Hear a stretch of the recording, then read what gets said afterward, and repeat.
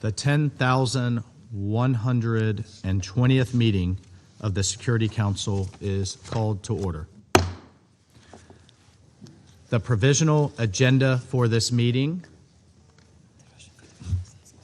The provisional agenda for this meeting is Non-Proliferation Security Council Committee established pursuant to Resolution 1737 in the year 2006. The representative of the Russian Federation has asked for the floor. I give them the floor. Mr. President, a procedural issue.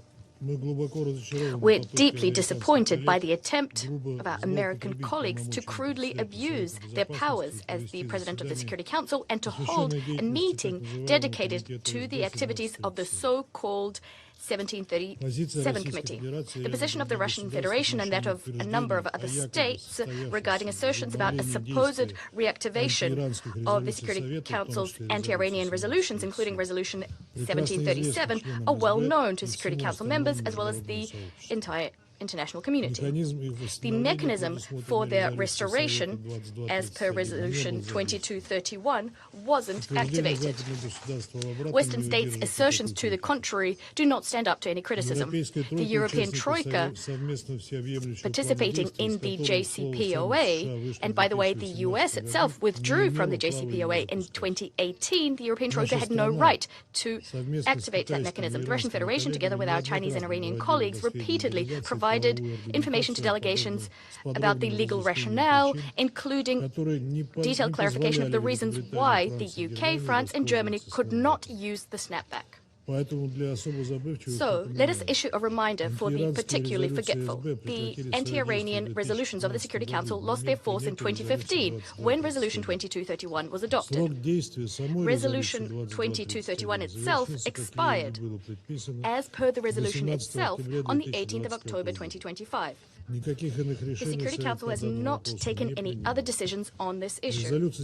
Thus, Resolution 1737 long ago lost its force and relevance. So let's not parrot assertions about supposedly the snapback having been invoked. Against this backdrop, there are no grounds for a briefing to be held by this committee at the Security Council. The attempts by the US and their allies to convince us of the contrary are a flagrant violation of Security Council procedures and decisions taken by the Council. This is exactly why Russia, together with China, was previously compelled to block the adoption of the program of work of the Security Council for March 2026, as well as to speak out against an agreement on the 1737 Committee report. Similarly, we cannot agree to today's agenda either, the agenda put forward by the US presidency. We'd like to draw your attention to the fact that the non-proliferation item was withdrawn from the Security Council agenda when Resolution 2231 expired. We want to put the issue of the holding of this meeting to a procedural vote. We call on conscientious and reasonable colleagues to also vote against and not to allow for the Security Council to be used to lend legitimacy to legal and procedural arbitrariness. Thank you. I thank the representative of Russia for the statement. The representative of the United Kingdom has asked to make a statement. I give them the floor. Thank you, President. We fully reject the points made by the Russian Federation. Today's meeting is fully in line with the decisions and procedure of this Council. The United Kingdom, alongside France and Germany, triggered the snapback mechanism procedure in full accordance with Security Council Resolution 2231. We did so because of Iran's significant non-performance of its commitments under the JCPOA. As Russia and China know, the snapback process completed on 28 September 2025, and, as a result, 6 UN Security Council resolutions and UN sanctions have come back into force. We particularly recall Resolution 1737 requires the committee to report at least every 90 days to the Security Council on its work. The Council should not be prevented from discussing these important matters at hand. So, President, we urge that we continue with today's meeting, and the UK will therefore vote in favour of the adoption of the agenda. Thank you. I thank the representative of the United Kingdom for the statement. The representative of France has asked to make a statement. I give them the floor. Merci, Monsieur le Président. Thank you, Mr. President. Mr. President, I wish to briefly react to what's been said by the permanent representative of the Russian Federation. I wish to begin by aligning myself word for word with what's just been said by the representative of the United Kingdom. I wish to share the following facts. The Security Council resolutions on the Iranian nuclear program were restored last September pursuant to the procedure for the restoration of sanctions, the so-called snapback mechanism. That procedure was conducted in accordance with paragraphs 11 and 12 of Resolution 2231. Among the resolutions restored, there was Resolution 1737 that establishes a sanctions committee and tasks it with working under Council oversight.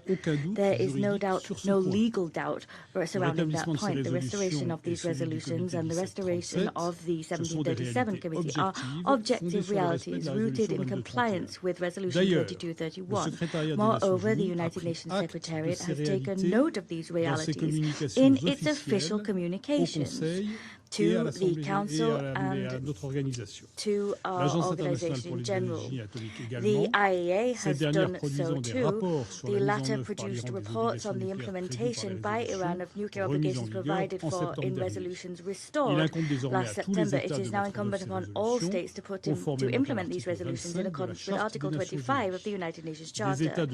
States from manifold regional groups have incidentally begun to once more apply these sanctions by conveying to the committee requests and notifications of exemptions. Law is important. The resolutions were legally restored. It is therefore entirely justified for the Security Council to meet today to discuss the work of the committee, even if, and we regret this fact, 2 members did object to the adoption of the quarterly report of that committee. Thank you. I thank the representative of France for the statement. The representative of China has asked to make a statement. I give them the floor. Thank you, President. China supports the procedural motion put forward by Russia and calls on all members to vote against the convening of this meeting. China has repeatedly pointed out that the E3's activation of the snapback mechanism is procedurally and legally flawed. Resolution 2231 expired on October 18th of last year, and the Security Council has therefore concluded its consideration of the Iranian nuclear issue. Against the backdrop of renewed hostilities in the Middle East and the increasing complex and the grave situation surrounding the Iranian nuclear issue, the President's insistence on convening this meeting will only intensify divisions and confrontation among parties, undermine the prospect for a political settlement of the Iranian nuclear issue. China expresses its grave concern in this regard. China calls on Council members to focus on safeguarding peace and stability in the Middle East, faithfully implement the arrangements related to termination day of Resolution 2231, uphold the authority of the Council and the credibility of multilateral diplomacy, and create conditions for the Iranian nuclear issue to return to the track of political and diplomatic settlement. Thank you, President. I thank the representative of China for the statement. I shall now make a statement in my capacity as the representative of the United States. The United States strongly rejects the assertions made by the representatives of Russia and China and fully supports the statements that have been made by the representatives of the United Kingdom and France in support of moving forward with this meeting. Resolution 1737 and subsequent resolutions mandate quarterly reports from the 1737 committee to the Council. Today, the President of this Council, as acting chair of the 1737 committee, should be presenting the committee's 90-day report. We are disappointed that the obstruction from 2 Council members blocked the delivery of this mandated report to the Council, despite it being an entirely factual description of the committee's activities during the reporting period. It is necessary to nevertheless continue to move forward with this meeting, which provides an important opportunity to discuss implementation of the sanctions measures reinstated by this council. I would also note that on the first day of the U.S. presidency, all council members, except 2, confirmed their support for holding this mandated meeting. I urge everyone to join us in voting yes to adopt the agenda, hold this meeting, and allow the council to proceed with its work. I now resume my function as president of the council. As president, we believe it necessary to move forward with this meeting. In view of the request and the comments made by members of the Security Council, I intend to put the provisional agenda to the vote. Accordingly, I shall put it to the vote now. Will those in favor of the adoption of the provisional agenda, non-proliferation, please raise their hand?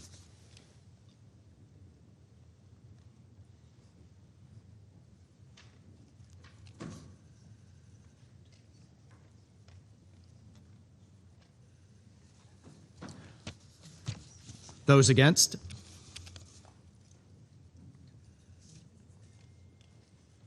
Abstentions?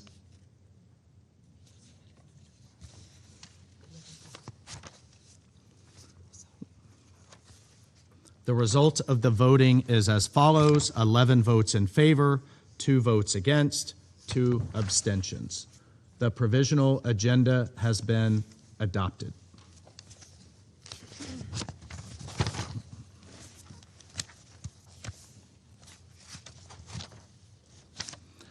The Security Council will now begin its consideration of item 2 of the agenda. I shall now make a statement in my capacity as representative of the United States. Colleagues, today was meant to be a straightforward mandated meeting of the 1737 Committee. But unfortunately, our Russian and Chinese colleagues continue to block this committee's important work as part of their collaboration with the Iranian regime.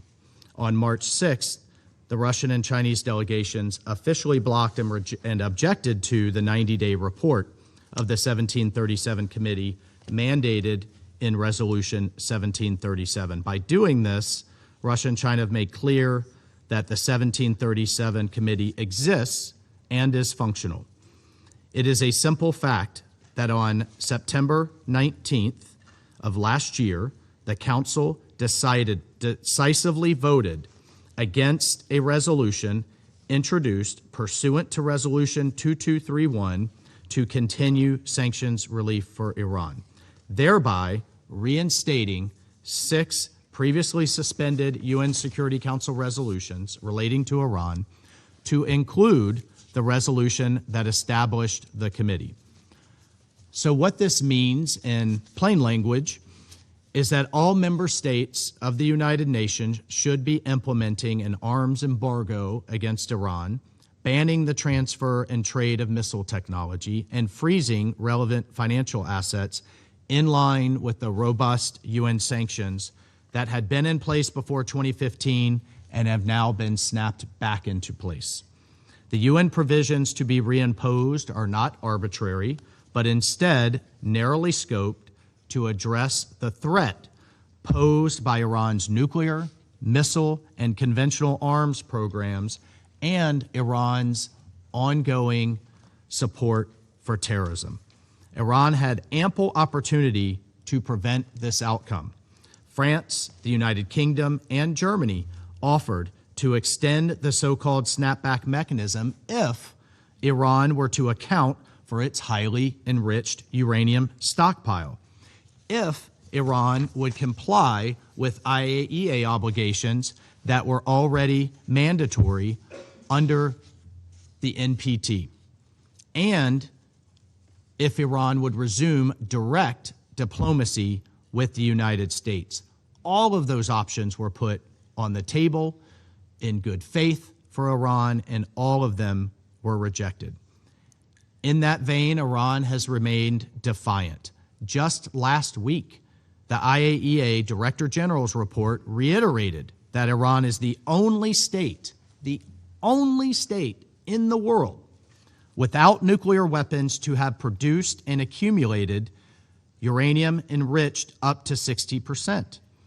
It also confirmed, this is the IAEA Director General's report, that for over 8 months now, Iran has refused to provide the IAEA with updated information on or access to this highly enriched uranium stockpile or other previously declared low enriched uranium stocks at facilities affected by military strikes in June 2025. The Director General himself describes this as, quote, a matter of non-proliferation concern and of compliance with the NPT Safeguards Agreement, end quote.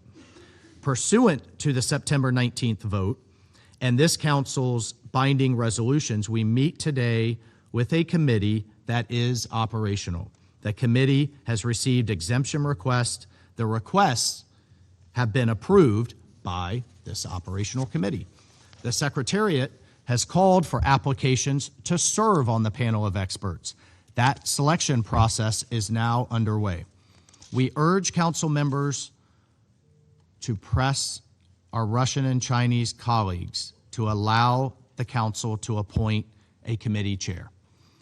This obstructionism thus far on the matter of a 1737 committee chair is predicated on a bad faith and baseless reinterpretation of events. The truth of the matter is that Russia and China do not want a functional committee, not out of some type of legal objection, but because they want to protect their partner Iran and can continue to maintain defense cooperation that is now once again prohibited.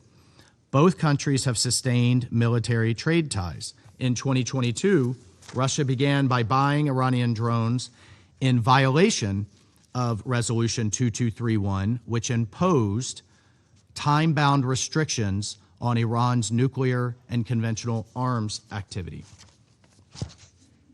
Russia has also acquired close-range ballistic missiles from Iran and provided Iran with attack helicopters earlier this year in violation of Resolution 1929, which imposed even more sanctions against the regime's nuclear program. All of this while Iran continues to evade sanctions, fire ballistic missiles and drones at civilians in the region, and attack civilian shipping in the Gulf, and wreak havoc in the Strait of Hormuz. So, colleagues, let's end. Enough of the performative hand-wringing supposedly over process. The reality is Russia and China do not want this committee because it will continue to protect their partner, Iran.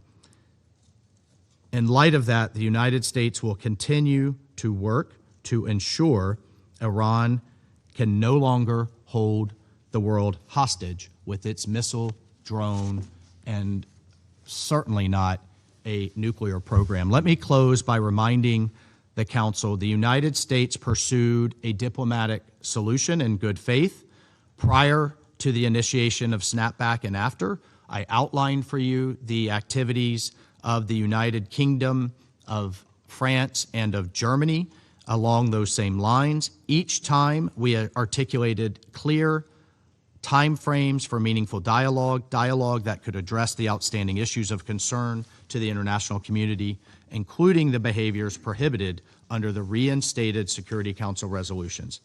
Time and again, Iran chose not to take those opportunities. I thank you. I will resume my function as President of the Council.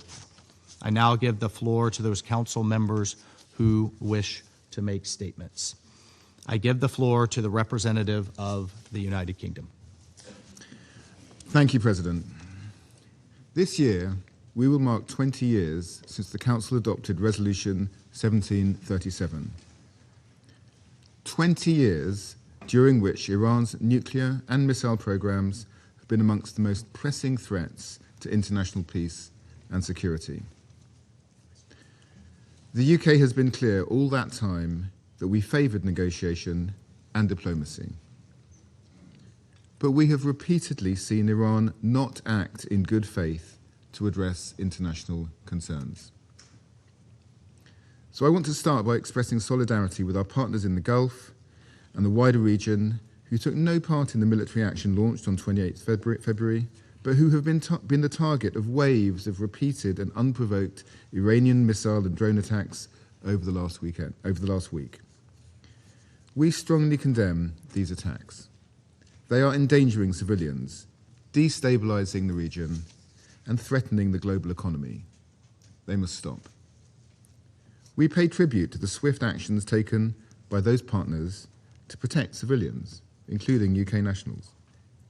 Their efforts have saved lives, and we have acted to defend the Gulf and will continue to stand by the region in the face of this threat.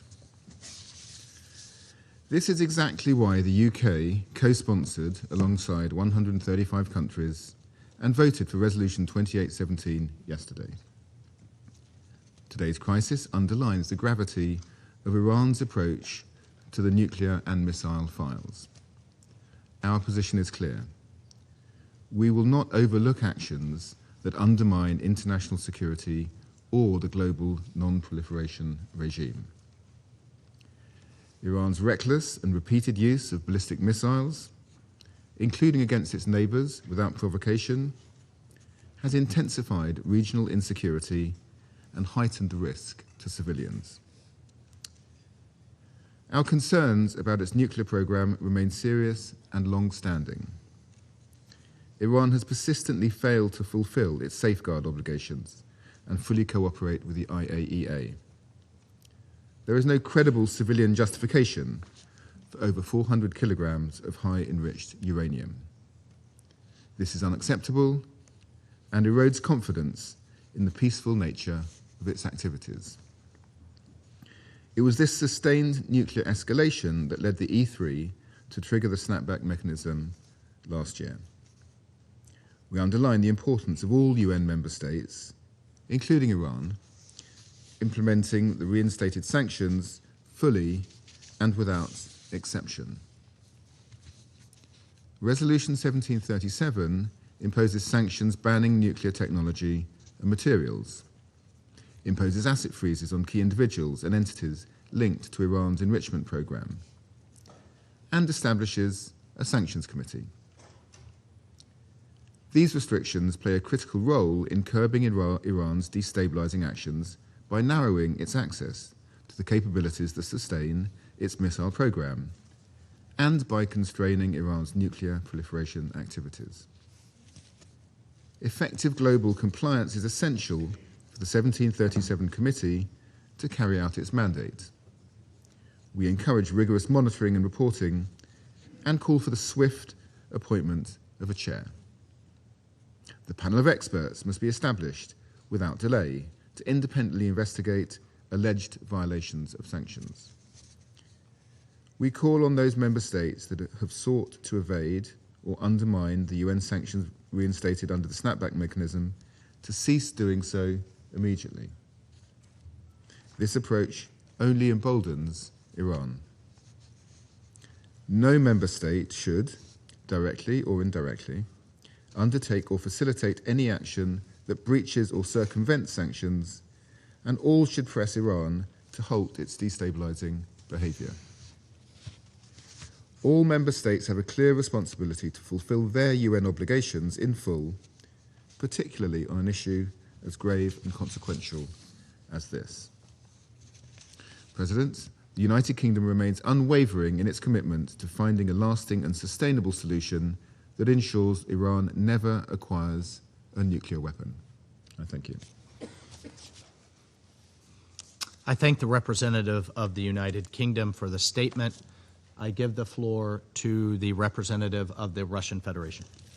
Mr. President, we are disappointed by the fact that the majority of Council members didn't manage to muster up the courage and wisdom to speak out against this flagrant violation of decisions previously taken by the Council.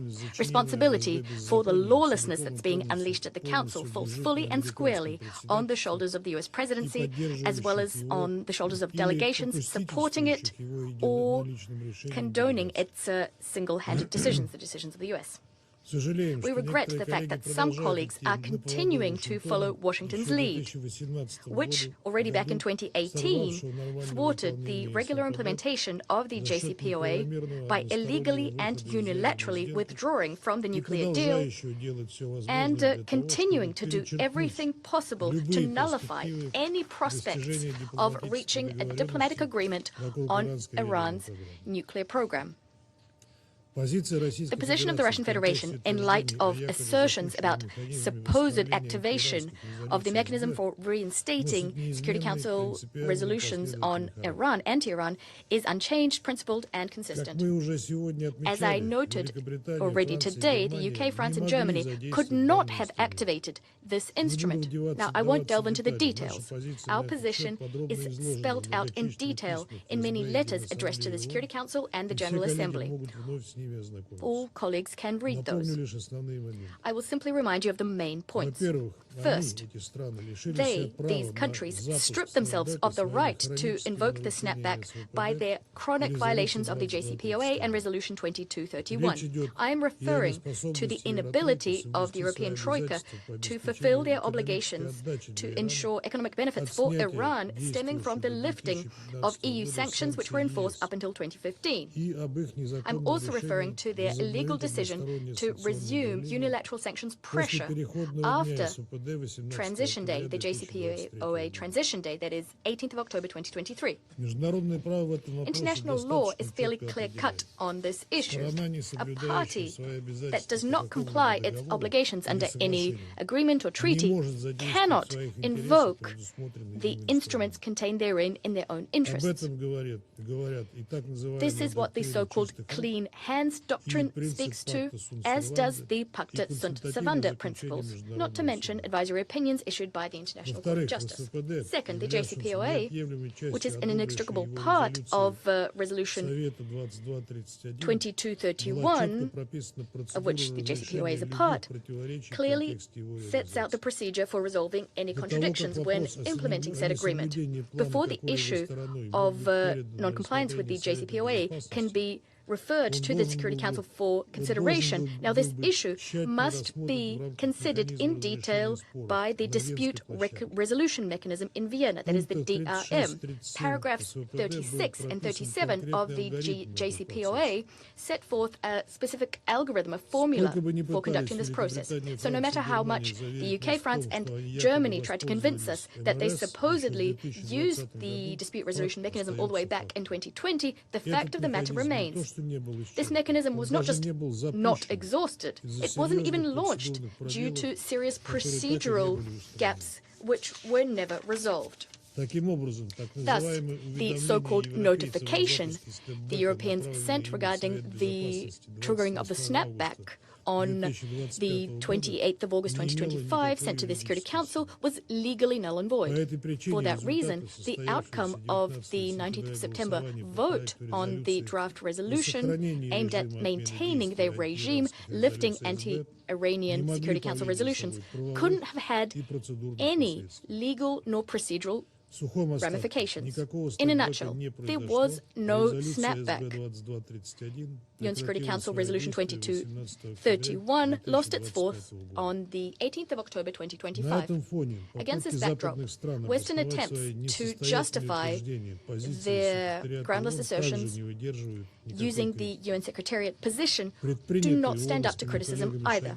UN colleagues did take steps, specifically informing member states about the resumption of resolutions and recreating the website of Security Council Committee 1737 and its sanctions list. Well, these steps are simply illegal actions taken by the Secretariat in violation of Security Council Resolution 2231, as well as Article 100 of the UN Charter, which prohibits the Security Council and organization staff from receiving instructions from any government.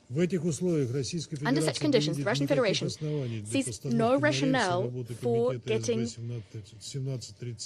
Security Council Committee 1737 back up and running, not to mention discussing its functioning at Security Council meetings. We deeply regret that Western delegations are insisting on trying to legalize their claims. This is having a negative impact on the work of the entire Security Council. The Europeans and their allies are simply holding hostage the issue of seat distribution in Security Council subsidiary bodies, demanding that it be linked with the appointment of the chair of the illegitimate 1737 committee. We'd like to underscore yet again, any such attempts are doomed to fail. We urge our Western colleagues to stop such groundless and unconstructive political paradigms, stop pursuing them, because they are dealing a serious blow to the effectiveness of our joint work. We cannot but remind you that the Russian Federation, together with China, has done everything within its power to prevent such a difficult, very difficult legal and procedural situation from coming to pass. At the height of disagreements over the snapback, we put forward a depoliticized and balanced draft resolution on a technical rollover of Resolution 2231 for a period of 6 months. If that document had been adopted, it would have helped us to freeze the situation for a little longer, giving the settlement of disagreements on the Iranian nuclear program without creating such a crisis at the Security Council, giving this opportunity a chance. Well, Western states and other delegations supporting them did not seize that opportunity. Subsequent events, especially those that we've had to bear witness to over the last week and a half, clearly demonstrate that diplomatic settlement was not part of the plan for the US and their allies from the very beginning. They knowingly raised the stakes. They whipped up hysteria surrounding supposed plans Iran had to get a nuclear weapon. They were never corroborated by IAEA reports, in contrast to what the US representative asserted today. This was done in order to undertake yet another military venture against Tehran and to ensure greater escalation of the situation in the Middle East and beyond. Against this backdrop, we'd like to remind you that the Russian Federation categorically condemns the act of military aggression against Iran by the US and Israel in violation of the UN Charter and the basic norms of international law. Such actions cannot be justified in any way, shape, or form. And the groundless and divorced from reality insinuations surrounding the Iranian program aimed at peaceful development of the atom cannot serve as rationale either. Linked to today's meeting, we cannot but underscore that while previously US colleagues had no legal grounds for raising the issue of resuming the anti-Iranian resolutions of the Security Council and the restoration of the 1737 committee. Previously, it had no legal rationale. Now it doesn't even have any moral rationale. Our country will continue to do everything within its power to counter such attempts. We'll also facilitate all initiatives aimed at reverting the situation surrounding Iran to the realm of political and diplomatic settlement. For that reason, on the 7th of March, my delegation disseminated among Council members a draft resolution calling an immediate cessation of military hostilities by all parties. Our document was balanced, it was unbiased, and depoliticized. As we said yesterday during the vote, the Russian text was focused on condemning any strikes on civilians and civilian infrastructure, as well as the need to ensure security for all states in the Middle East and beyond. The text also urged all parties involved to immediately go back to the negotiating table. We believe that it is such initiatives, rather than attempts to use the Security Council to promote politicized and illegal paradigms, it is such initiatives that will allow the Security Council to fulfill its direct responsibility to maintain international peace and security. We regret that a number of Council members didn't find the strength to support the Russian draft. I thank you. I thank the representative for his statement. I give the floor to the representative of China. Thank you, President. China has just stated its position regarding the 1737 committee and its opposition to the convening of this meeting. China doesn't intend to comment on the committee's work. However, as a Council member, China wishes to emphasize the following on the current situation of the Iranian nuclear issue and its path forward. First, the use of force is not the right way to resolve international disputes. Iran's sovereignty, security, and territorial integrity must be respected. The United States and Israel must immediately stop their military operations, refrain from attacking Iranian nuclear facilities under IAEA safeguards, avoid further escalation of the tension, and prevent the conflict from spreading across the entire Middle East region. All parties should maintain calm and restraint, fulfill their obligations under international law, and effectively safeguard the safety of civilians and civilian infrastructure. The international community should send a clear and unequivocal message opposing the regression of the world to the law of the jungle.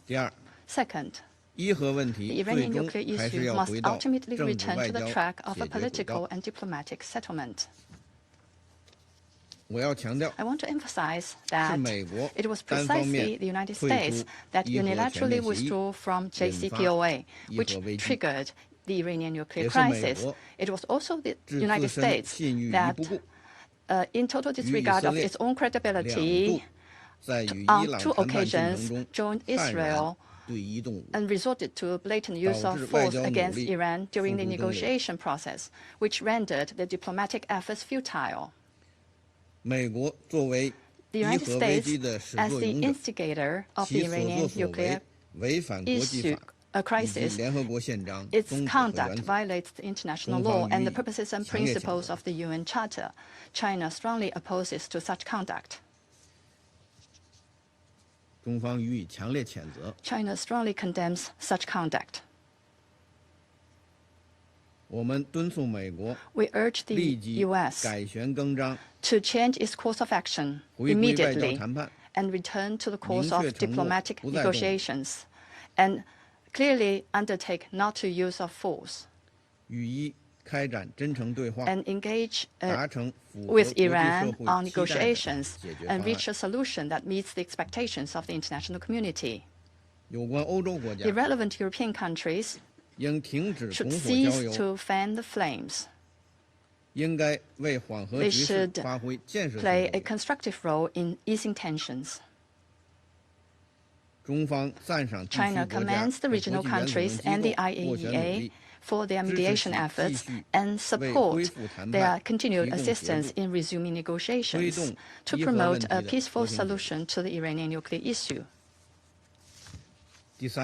Third, fairness and justice must be upheld, and Iran's right as a state party to the NPT to peaceful uses of nuclear energy must be safeguarded. Iran has repeatedly affirmed that it doesn't seek to develop nuclear weapons. Even after its nuclear facilities were attacked, it continued to cooperate with the IAEA and engaged in a constructive manner in multiple rounds of professional and pragmatic talks with the United States. Iran's sincerity should be taken seriously. IAEA reports and its Director General have both stated that there is no evidence indicating that Iran plans to manufacture nuclear weapons. The experience with the JCPOA demonstrates that comprehensive and stringent safeguards applied to Iran can fully ensure the peaceful nature of its nuclear program. Fourth, the starting point for Council actions should be to ease tensions and to safeguard lasting peace and stability in the Middle East. Such actions shouldn't be biased, nor should they become tools for sanctions and pressure to serve the political agendas of individual countries. The Council should help the parties build trust, bridge differences, and create favorable conditions for resuming negotiations, ensuring that dialogue proceeds smoothly and effectively in an environment free from the threat of force. A certain country should stop manipulating the Council for political purposes. Despite divisions among Council members, pushing for the reimposition of sanctions will only deepen confrontation and undermine prospects for a political settlement. President, the proper settlement of the Iranian nuclear issue bears on the authority and effectiveness of the global non-proliferation regime and is crucial to peace and stability in the Middle East. As a permanent member of the Council and a JCPOA participant, China will continue to uphold an objective and impartial position, enhance communication and coordination with all parties, build consensus, uphold justice, and play a constructive role in restoring peace to the Middle East and advancing the political solution to the Iranian nuclear issue. I thank you, President. I thank the representative of China for the statement. I give the floor to the representative of Panama. Gracias, señor presidente. Thank you, Mr. President. In the current context of tensions in the Middle East, the situation regarding Iran's nuclear program remains a matter that we must increasingly pay urgent attention to as an international community. The Republic of Panama remains of the firm belief that non-proliferation of weapons of mass destruction stands as a priority for international security and global stability. With this in mind, we reiterate our commitment to the functioning, which we do hope will be optimal, of the committee established pursuant to Resolution 1737 that was reinstated on the basis of decisions taken by this Council. This mechanism is a key tool to oversee the implementation of the measures adopted in the field of non-proliferation, as well as in order to promote compliance with the relevant resolutions and reinforce the credibility of the multilateral sanctions regime in relation to the Iranian nuclear matter. The Republic of Panama is of the view, moreover, that the technical, appropriate and uninterrupted work of this committee, as well as that of other subsidiary bodies, is of pivotal importance to guarantee the proper implementation of the measures agreed upon respectively and to facilitate dialogue, the exchange of information and cooperation between states as a complement to the work of verification done by the International Atomic Energy Agency. Thank you. I thank the representative of Panama for the statement. I give the floor to the representative of Greece. Thank you, Mr. President. On the issue of reinstating the 1737 committee, we would like to make clear that we consider this valid and legitimate. All subsequent actions towards restarting the work of the committee have our full support. This follows 2 votes in September where the Council decided on this matter, including on the snapback mechanism on the 19th of September. Linked to this issue is the broader question of Iran's nuclear program. We have consistently expressed our strong concern regarding Iran's nuclear program and that Iran must never acquire a nuclear weapon. In this regard, full cooperation with the IAEA and strict adherence to international obligations are needed, along with a strong, permanent, and verifiable oversight on Iran's nuclear program. Cooperation grounded in verification and transparency remains the only way forward. Continuing the enrichment in unreasonably high levels with no credible civilian justification, as well as refusing inspection by the IAEA, must be immediately addressed by Iran in order to restore confidence. In this context, Greece yet again reiterates its unwavering commitment to the nuclear non-proliferation regime, with the IAEA and the NPT as its essential institutional pillars. Safeguarding it and reinforcing it remains vital for regional and global stability and for the maintenance of international peace and security. I thank you. I thank the representative of Greece for the statement. I give the floor to the representative of Bahrain.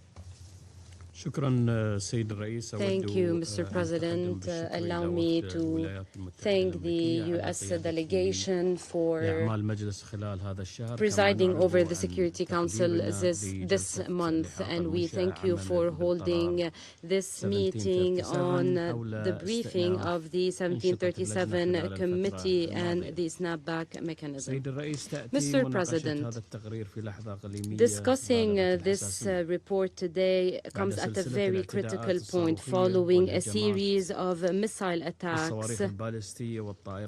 and ballistic missiles launched by the Islamic Republic of Iran against my country and other GCC countries, as well as Jordan. These dangerous developments represent an unprecedented escalation that threatens regional security and international stability. We would like to note recall Resolution 2817, which was adopted by the Security Council yesterday based on a draft resolution tabled by Bahrain on behalf of the GCC countries and the Kingdom of Jordan. This resolution is based on developments and was negotiated in a transparent manner. It addressed the situation in a very, very transparent manner.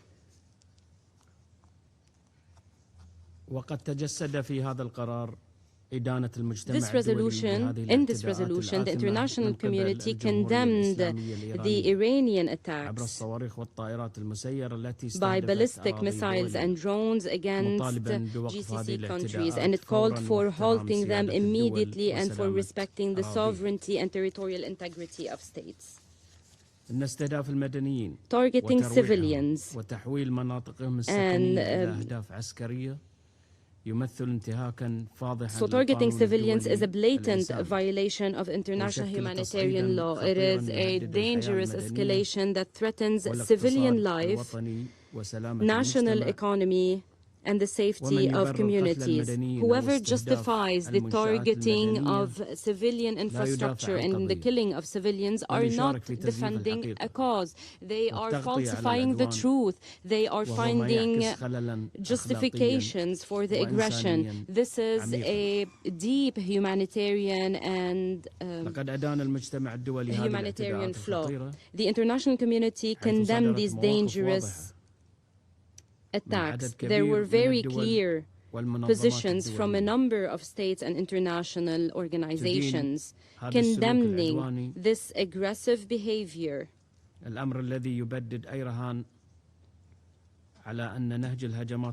This proves that the attacks by the missiles cannot lead to any legitimacy or friendship.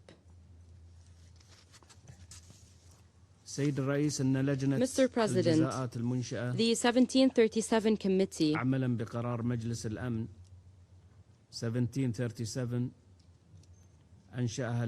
was established by the Security Council to compel Iran to comply with its relevant international commitments. However, the situation on the ground shows that Iran continues with its aggressive behavior, and this directly threatens the security of the region and its stability as well as the safety of its people. ومن هنا نؤكد We stress أن استمرار عمل اللجنة that the committee has to work. This is an essential mechanism to ensure that Iran abides by its international commitments to promote the effectiveness of the UN sanctions. This can help in curbing activities that threaten the safety and stability of the region. Mr. President, in conclusion,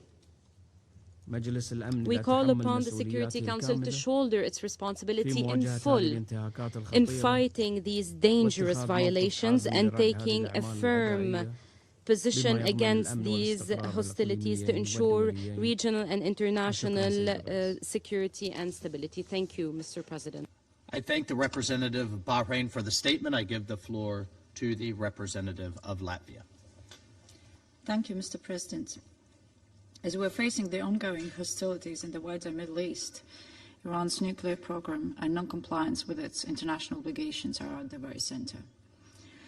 And we express our regret that this is the first time we're discussing the 1737 committee since the reimposition of Council sanctions on Iran in September of last year, despite the fact that we have been legally mandated to do so every 90 days. We also express our regret that an agreement was not reached on the 90-day report of the 1737 committee. The sanctions against Iran have been reimposed and remain in force. They reflect binding international law, and all UN member states, including the members of the Security Council, are obliged to respect and implement them. These sanctions were imposed due to continued and systematic failure of Iran to live up to its international obligations, most notably under the JCPOA and the NPT, including its non-negotiable legal obligations under the Comprehensive Safeguards Agreements.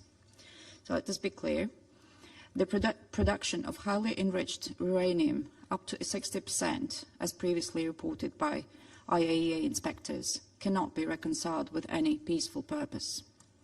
As long as Iran chooses to pursue its destabilizing nuclear program, to refrain from granting and hinder access to IAEA inspectors to all relevant sites, and not return to meaningful negotiations, the sanctions will remain in place.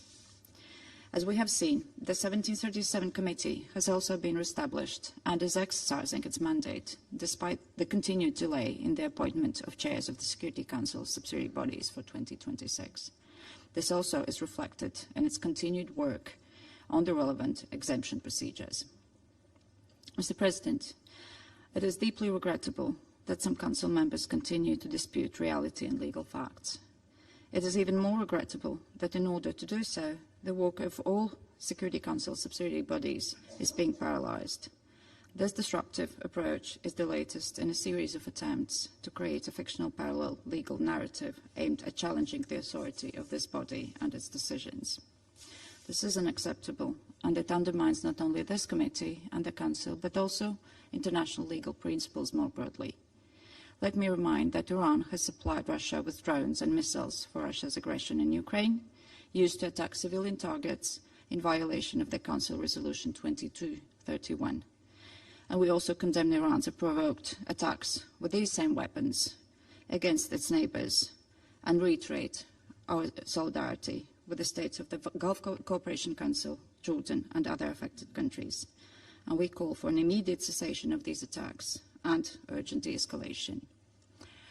Mr. President, finally, allow me to reaffirm our readiness to engage constructively in further work of the 1737 Sanctions Committee and express our hope that the subsidiary bodies will resume their full operation as soon as possible, and that we will also support all efforts to ensure that Iran never acquires a nuclear weapon. I thank you.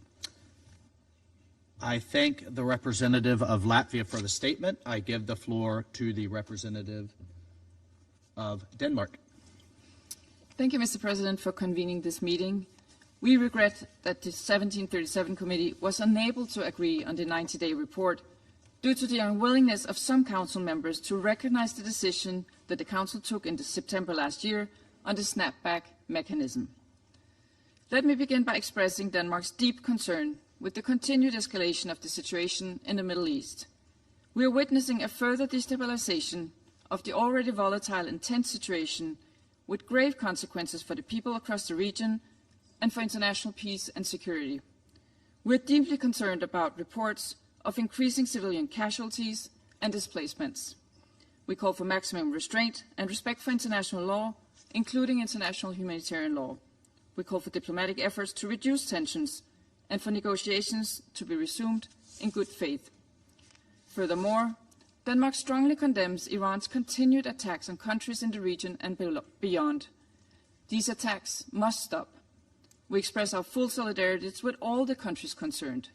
This is also why Denmark co-sponsored and voted in favor of the resolution presented by Bahrain on behalf of the GCC and Jordan yesterday.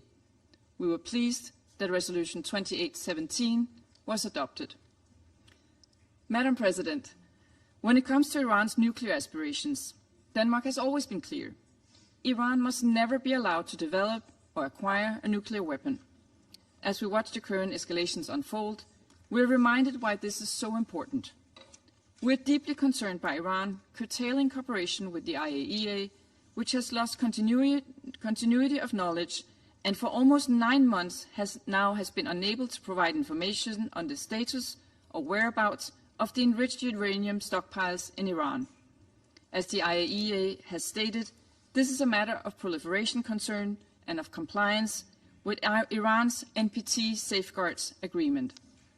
The IAEA's latest report, which predates the current escalation in the region, confirmed that Iran continued to deny the agency access to a number of nuclear facilities. This is not in line with Iran's NPT legally binding safeguard obligations and is deeply alarming. We see no credible civilian justification, neither for accumulating nor for hiding highly enriched uranium stockpiles. Last year, the E3 legitimately activated a snapback mechanism, and following the vote in the Security Council, all sanctions against Iran were reimposed. We call on Iran and all UN member states to fully comply with the 6 reinstated Security Council resolutions. Madam President, in closing, Denmark has and will continue to engage constructively in the work of the 1737 Committee. We regret that the Council has not yet agreed on a chair for the committee, which is holding hostage the full operation of all subsidiary organs. This significantly hampers the ability of this Council to execute its mandate. We stand ready to engage with all Council members to reach a solution as soon as possible. I thank you. I thank the representative of Denmark. I now give the floor to the representative of Colombia. Thank you, Madam President. Today, it is more important and necessary than ever before that this Council is able to meet in plenary and operate smoothly, guaranteeing the continuation of its specialized technical support. Concerns surrounding the lack of compliance and cooperation on the part of Iran with the IAEA come in addition to an environment of active conflict, which is spiking risks for global and regional security. And both these factors make it all the more necessary for the committee to fully perform its duties in their entirety. Having independent technical information and reliable monitoring mechanisms contributes to reducing risks of escalation and to avoiding erroneous interpretations regarding the situation on the ground, interpretations which could worsen the very thing.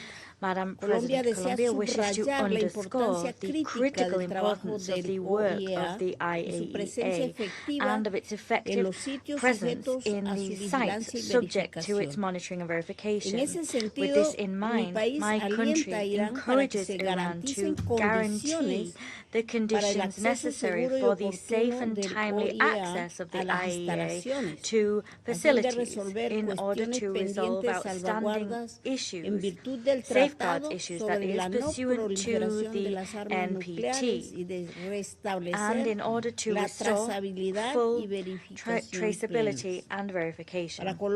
For Colombia, it is also vital to ensure that without delay we have a fully operational panel of experts that will make it possible to rigorously document implementation, detect patterns of sanctions evasion, and issue evidence evidence-based recommendations.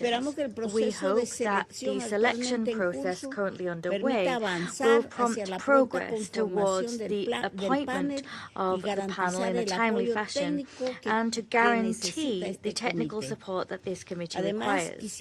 Moreover, we wish to emphasize that Council sanctions are not an end in themselves, nor a punitive instrument. Rather, they are measures created to prevent, deter, and correct behavior which threaten peace.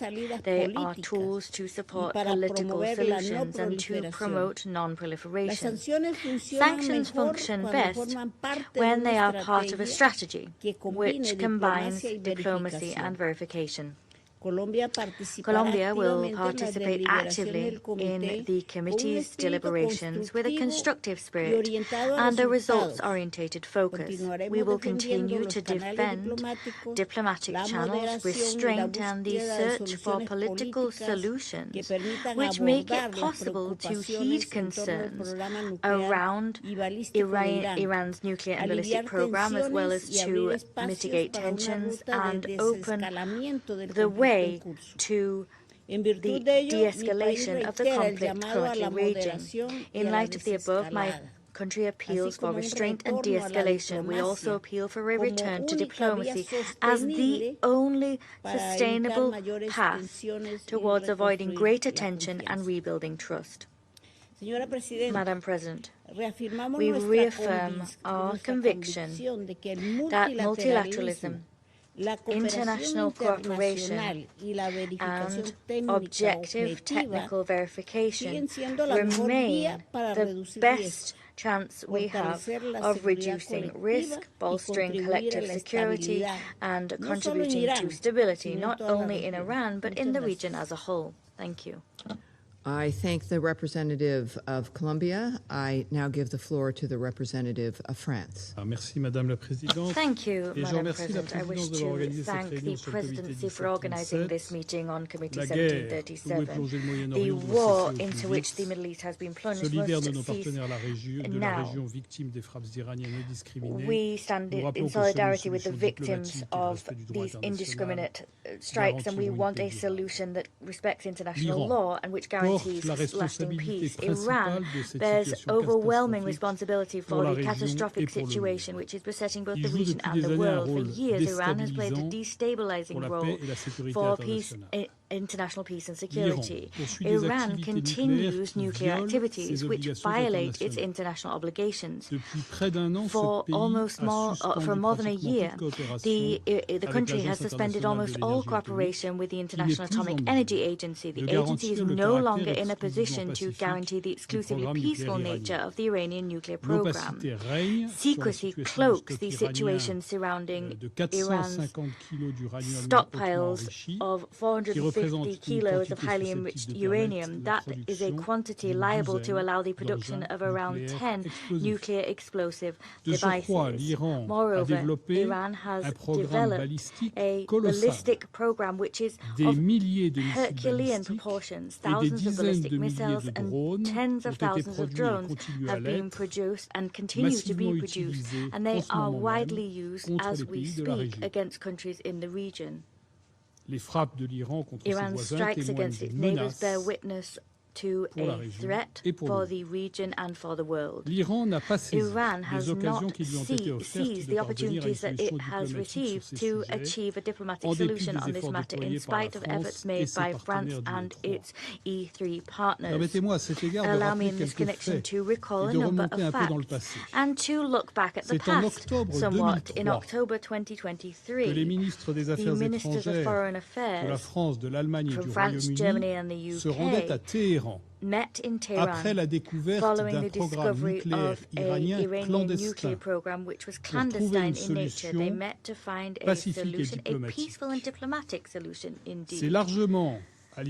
That was in October 2003. It was largely thanks to the initiative of the E3, the US, China and Russia that the JCPOA was concluded in July 2015.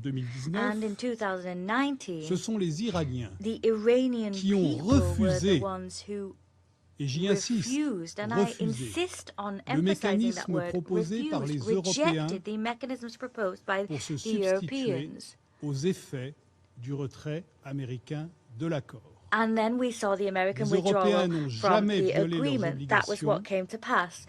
We never violated our obligations. Iran rejected the system that was offered to them by the Europeans to continue the implementation of that agreement.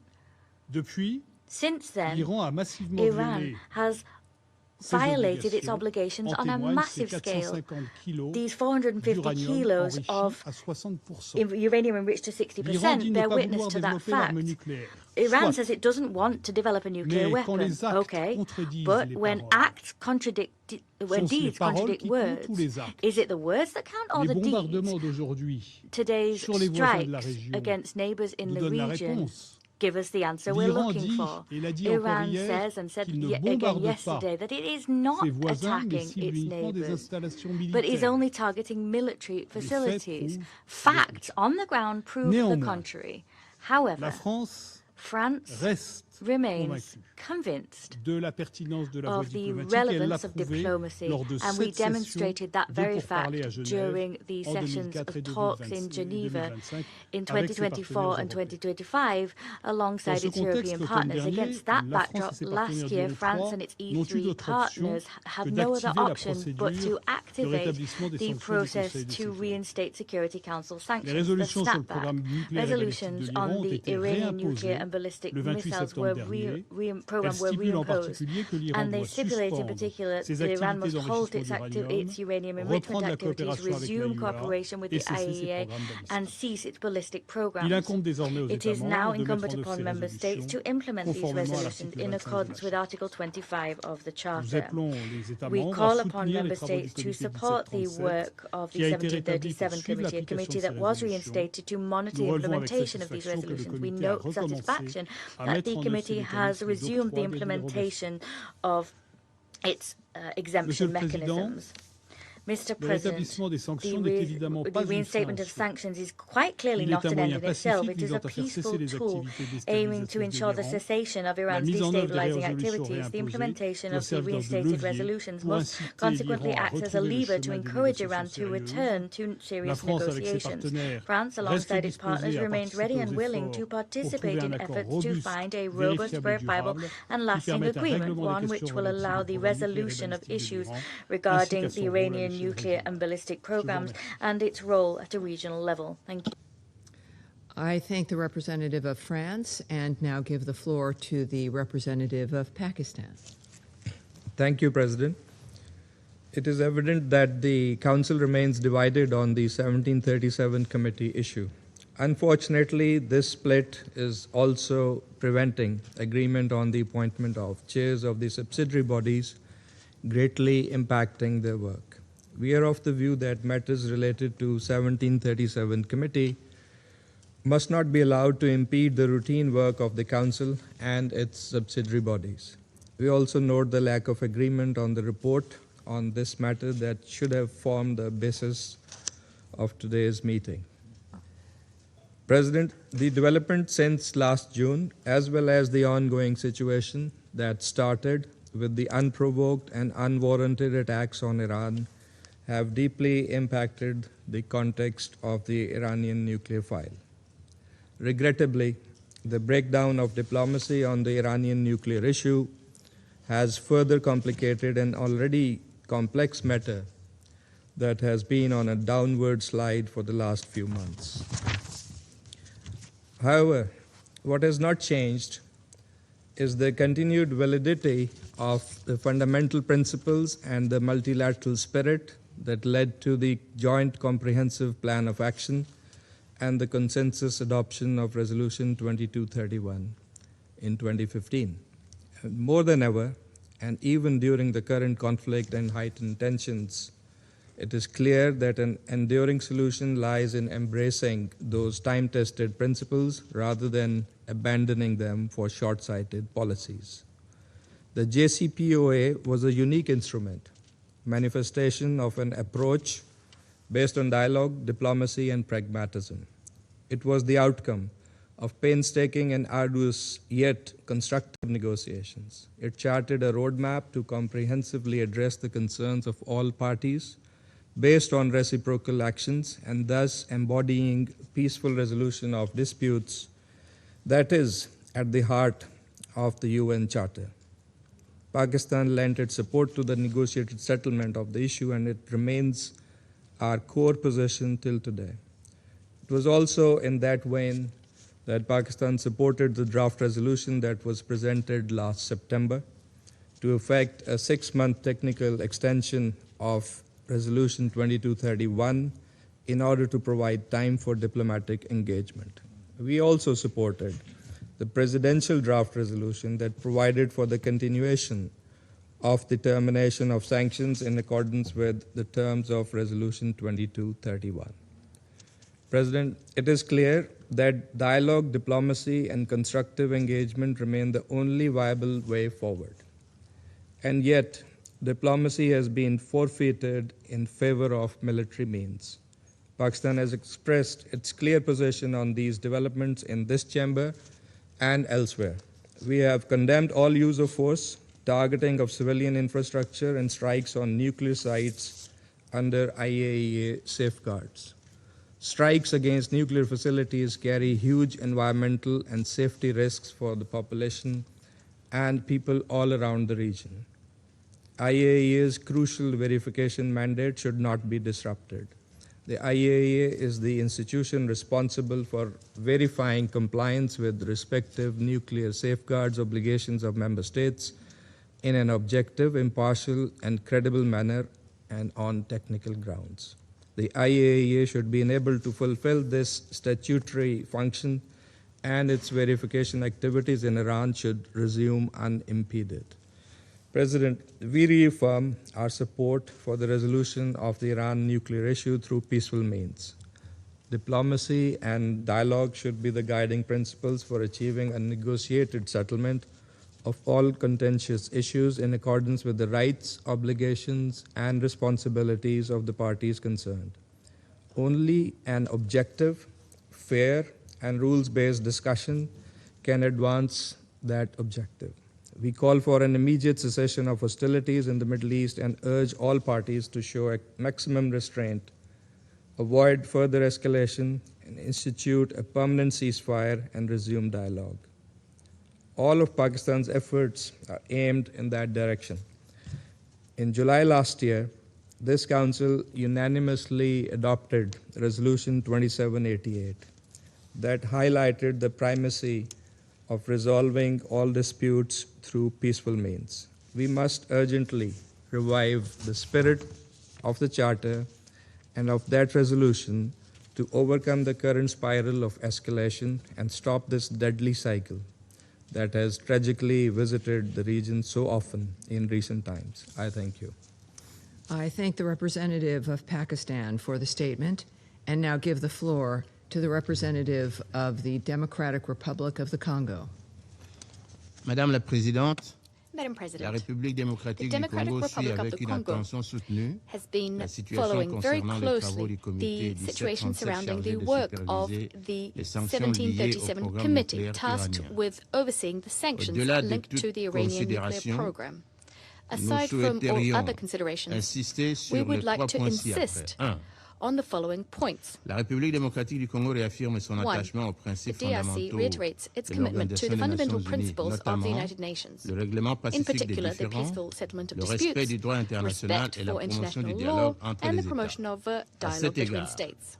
ma délégation On souligne this note, my l'importance de la delegation coopération underscores the importance avec of l'Agence cooperation internationale de with l'énergie the atomique International afin de garantir Atomic la Energy transparence Agency, et la with a confiance view dans to l'utilisation guaranteeing de transparency l'énergie and nucléaire à des trust fins in the pacifiques. use of nuclear 2. energy for La peaceful République purposes. démocratique du Congo 2. considère que The la DRC non-prolifération nucléaire believes that nuclear constitue un pilier non-proliferation essentiel de la is an sécurité essential collective. pillar of our collective Toutefois, security. nous estimons également Nonetheless, que toute we mesure equally believe adoptée par le that Conseil de any measure sécurité adopted by doit the être Security accompagnée Council d'efforts must go hand diplomatiques in hand soutenus with afin de sustained favoriser une diplomatic solution efforts so négociée, as to promote a durable et negotiated, mutuellement lasting, and acceptable. mutually acceptable 3. solution.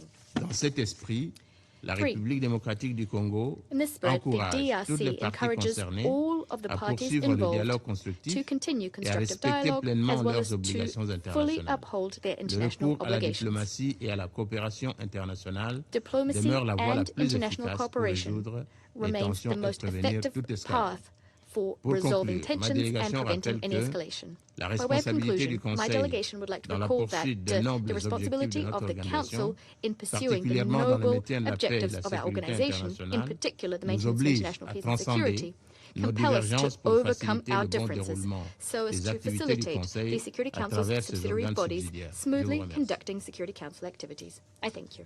I thank the representative of the Democratic Republic of the Congo and now give the floor to the representative of Somalia. Thank you, Madam President. Somalia reaffirms its commitment to the non-proliferation weapons of mass destruction.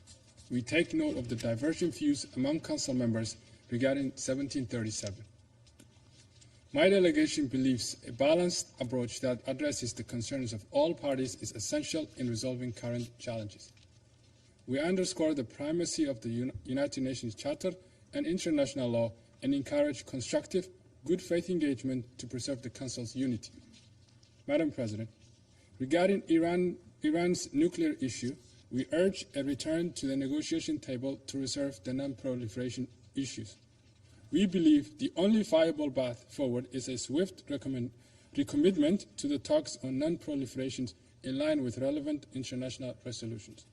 Somalia recognizes the indispensable role that the International Atomic Energy Agency, the IAEA, verification and monitoring activities play in ensuring nuclear safety and global stability.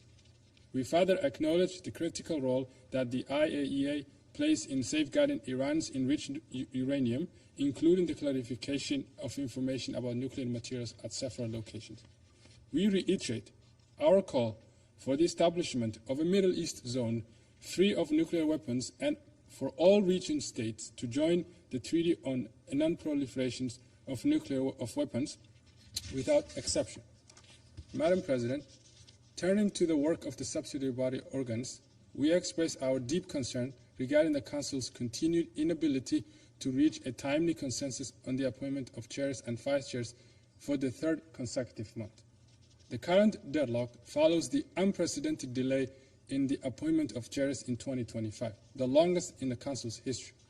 We urge all delegations to show flexibility and a spirit of compromise so that the vital work of these subsidiary bodies can proceed without delay. To conclude, Madam President, the challenges before us demand a collective, measured response rooted in dialogue, mutual respect, and renewed commitment to multilateralism. Somalia stands ready to engage constructively with all Council members. I thank you. I thank the representative of Somalia for the statement and now give the floor to the representative of Liberia.